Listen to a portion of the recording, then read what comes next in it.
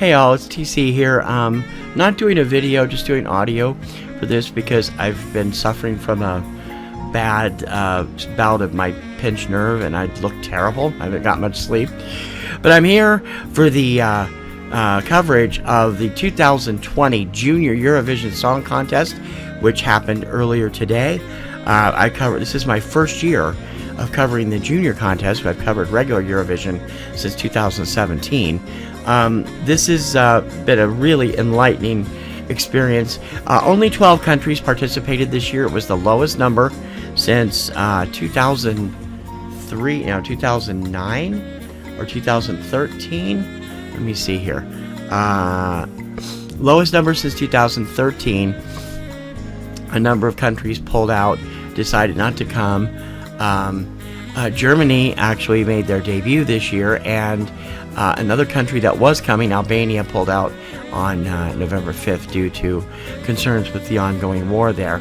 But the 12 artists who have to be between the ages of 9 and 15 really knocked it out of the ballpark. It was a terrific show.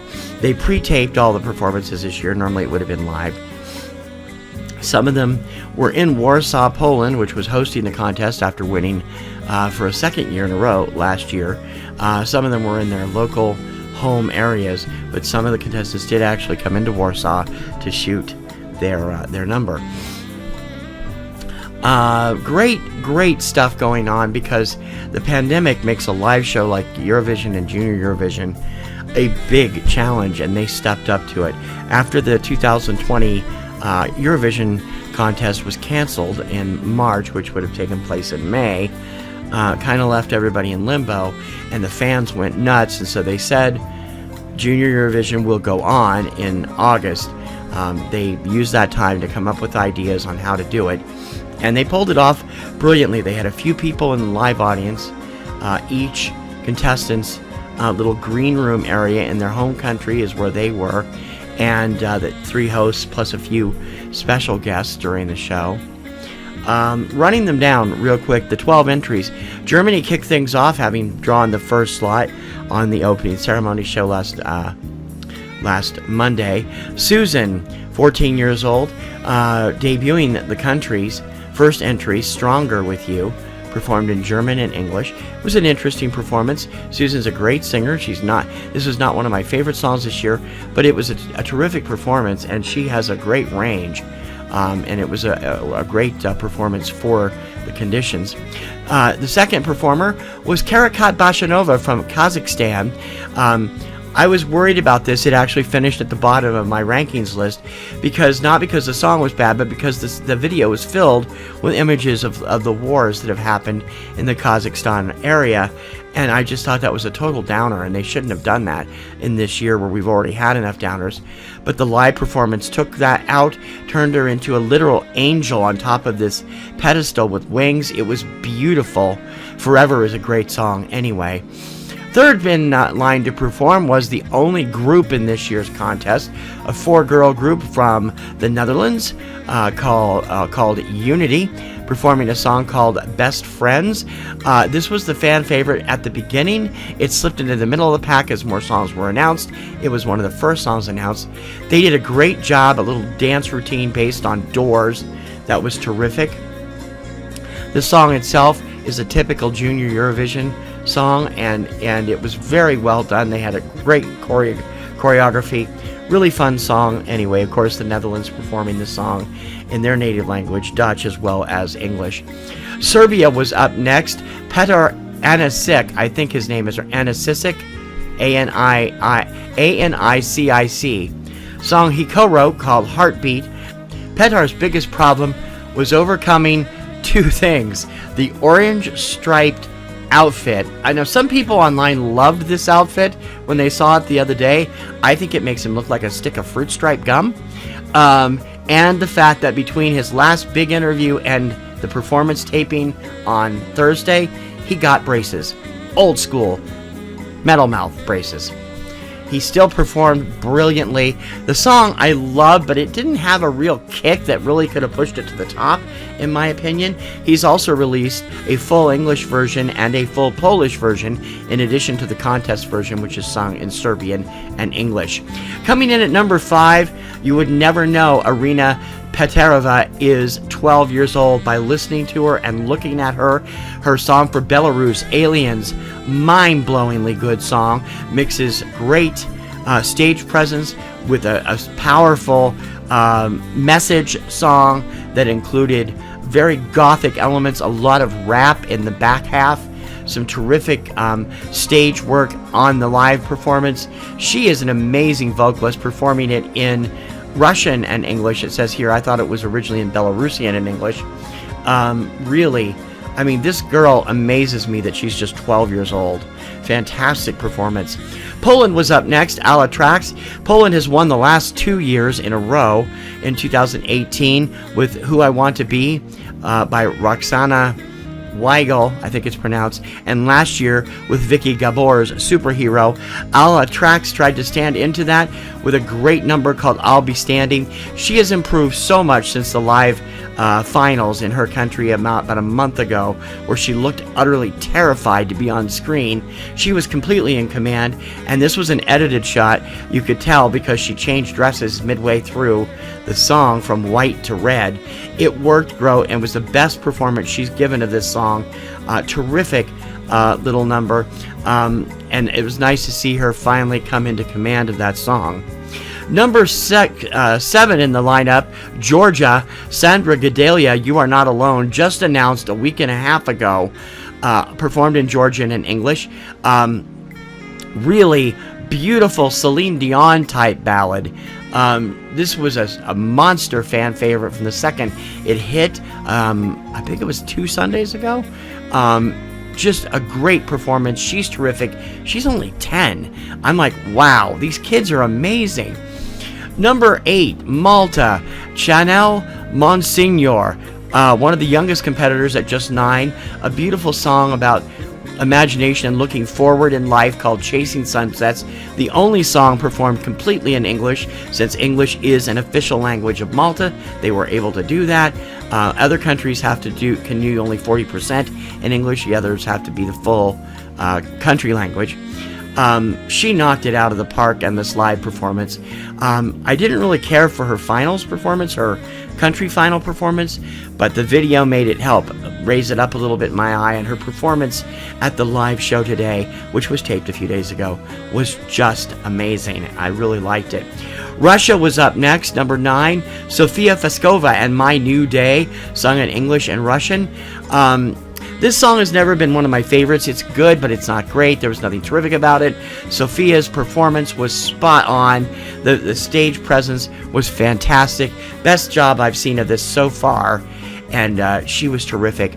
Number 10, the fan favorite going in real close with number 12, Solea from Spain and Palante. Solea is the youngest performer in this year's contest at 9. She performed her song entirely in Spanish with a dance routine. Palante is just a fun song all the way around. To see her doing it live was just gravy. This song was, as I said, one of the big fan favorites of the year, and it showed in her performance and the way she handled all the interviews and stuff all week long. Coming in at number 11th was my pick, number 1 on my picks list this year, Alexander Balabanov from the Ukraine with Vidkrivai, Open Up, sung in Ukrainian and English. This kid is going to be a huge star. Whether it's just going to be in his native Ukraine or throughout Europe or throughout the world is too soon to tell. He speaks flawless English. Absolutely fantastic song. He's clearly the most seasoned of the performers of this year's group. He's 14, not the oldest. Petar and Anisik is the oldest, but he is just dynamite. The song got criticism from fans for being more of a song more in line with the regular Eurovision rather than the Junior, which kind of has more juvenile themes. But they did a great job in the video expressing that it's, teeny bopper love going on. I love this song. Unfortunately, the performance live was kind of static compared to the others because of the staging. I didn't really like the staging. I felt they could have done a lot more with it. Alexander is a name to be watched. He is terrific. Finally, rounding up the performances, another of the two big fan favorites, France's Valentina and J'imagine. She has style, charisma, a lot of great talent. I'm not a huge fan of the song. I love Valentina. The song is just too cutesy for me. But I really think she is a performer to be contended with and will probably end up representing France at the adult Eurovision when she gets old enough. She's 11. What a performance. This thing was terrific from beginning to end, even though I'm not a big fan of that song. She also knocked it out of the ballpark. All the stuff that they had to deal with this week. The slogan "Move the World" was the song that was written for the slogan was premiered by Vicky Gabor on the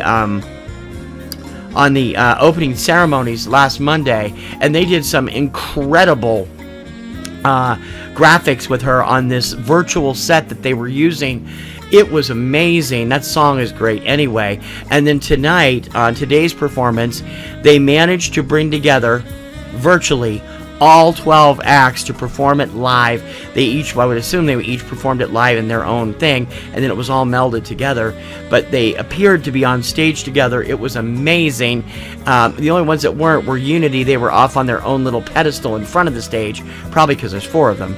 And it was just mind-blowing. There were great interval performances after the voting began from Duncan Lawrence, who won the 2019 Eurovision Song Contest with Arcade. I don't see what everybody sees in that song, I'm sorry. And he was performing it with the past 2 years' winners of Junior, Vicky Gabor and Roxana Rigel. It was a terrific version. The winners are determined 50% online, 50% jury voting. Top score, of course, is just like the adult, is the much revered 12 points or 12 points. And that is always the big highlight. As the jury came in, I was a little stunned that they didn't do better. Some of the songs didn't do too bad. Of the 12-point top total, Belarus got 3 from Kazakhstan, Poland, and Serbia. France, Valentina's J'imagine, got it from Belarus, Malta, and the Netherlands.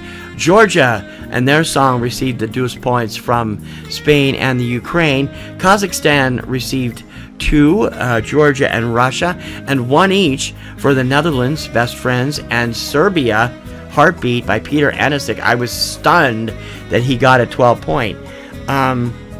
It was amazing and a great performance all the way around.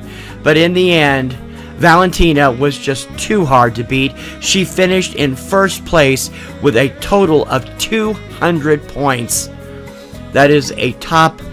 she was 48 points ahead of the second place winner.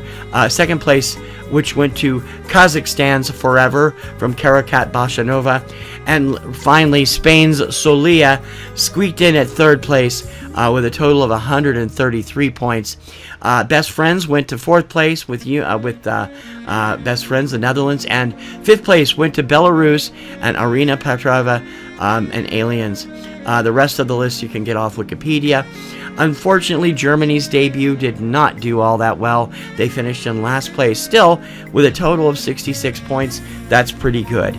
It's really bad if you debut and you get really low points, and 66 is pretty good for a first shot. What this means is that France has first dibs on hosting the 2021 Junior Eurovision Contest. I imagine Paris would be the likely locale, but you would think other cities would be more likely than Rotterdam for adult Eurovision, which is going to be there in next year. It was supposed to be there this year, but it was canceled. It's going to still be held there next year. In the Netherlands, I would have thought that one of the bigger cities would do it. Rotterdam is a big city, but it's not as big as a few of the other ones. So we'll see. France could end up choosing Nice or Marseille or one of those places instead of Paris, but I can't imagine why they would do that.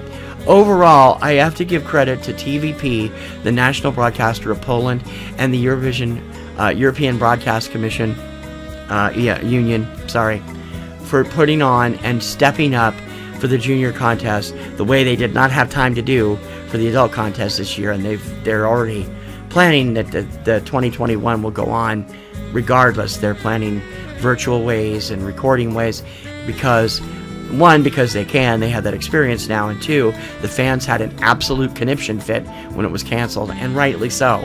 They should have done something, because now we'll never know the official winner of the 2020 contest, although the unofficial winner is probably most likely Iceland. Dottie Fryer and Gagavana did with Think About Things, although it may have been one or two other songs that people will argue with me about, but I consider Iceland the winner because it was my number one pick anyway. And they were top on 5 major polls after the contest. It was a great first year of doing this. Next year I hope there'll be more countries back. And you can get an album of the entire all the songs from the show. They're all available on Spotify if you'd like to check them out. Congratulations once again to Valentina from France, J'imagine, the winner of the Junior Eurovision Song Contest 2020. I hope I got some people watching it this year. I really love the Eurovision concept. I cannot wait for the American version to premiere next. It's going to be on holiday time, 2021. It's called the American Song Contest. I still think they should do Amerivision, which pits the countries of North, Central, and South America, the way Europe pits countries from Europe, some Asia, and Australia. But we'll see what happens in the long run. I hope everybody will get it. You can check out the replay on YouTube on the Junior Eurovision channel or at junioreurovision.tv. And it's been a lot of fun, really opened my eyes, and you can bet your bottom dollar I will be back next year. Thanks for watching. Thanks for listening. I'm TC. We'll see you soon.